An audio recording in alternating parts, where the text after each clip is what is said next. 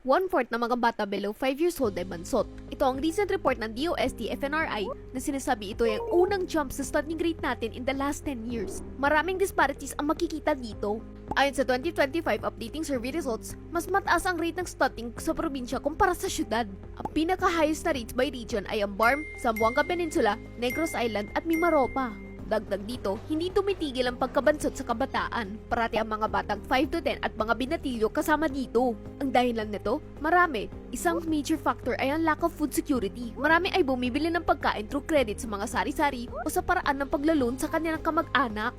Isang factor din ay yung nutritionally at risk ng mga buntis na mas mataas ang rate ng complications o low birth weight na bata sa pagkaanak. Kaya naman, ang sabi namin dito sa EDCOM 2, sana pagtuunan ng pansin ang nutrition ng mga bata.